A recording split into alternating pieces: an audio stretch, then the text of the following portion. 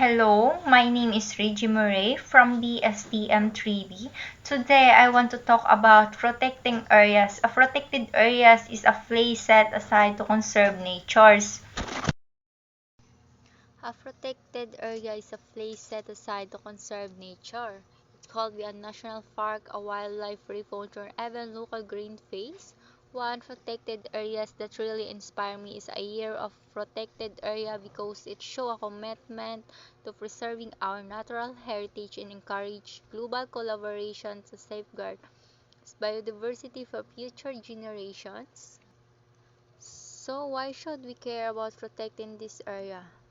Protecting biodiversity helps save plants and animals. For example, the Northern Sierra Madre Natural Park is home to the Philippines, which would survive without it. Clean in water, forests, and wetland in protected areas clean our air and water. For instance, for Olang Islands, wildlife filters the water we drink every day. Climate change protected areas store carbon and help fight climate change. For example, the trees in the Mount Canlaon Natural Park absorb tons of carbon dioxide.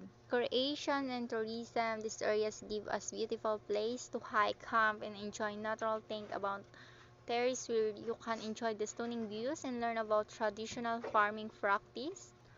Cultural importance, many protected areas have cultural or history significance. For example, Tubataha Reefs Natural Park tell us about the importance of marine biodiversity and conservation effort in the Philippines.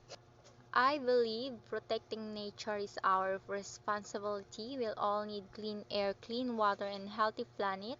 In my community, I can help by participating in coastal cleanup drives, educating my neighbors about proper waste disposal, and supporting local environment organizations like the Iloilo Environment and Natural Resources in office. Even small action can make a big difference. Let's all do our part to protect nature, protect life. Together we can make a difference for our planet and future generations. 42% marine waters that have ecological, economic, cultural, and social values. As one of the 17 mega-diverse countries in the world, we must learn to care for and conserve our protected areas to secure a protected future for us and generations to come. I think the unique about Bongsanglay Natural Park is it is the only remaining primary mangrove forest in the entire Bicol region, covering an area of 518 hectares. And also, Bongsanglay Natural Park is also the home of the biggest miyapi tree in Bicol region.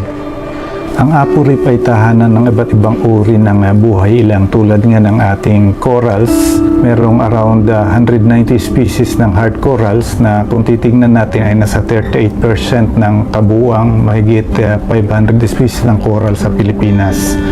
At meron dito humigit kumulang 380 species ng fish at meron din tayo makikita rito yung ating mga marine turtle, yung dalawang uri ng marine turtle, ang hawksbill at saka ang green sea turtle.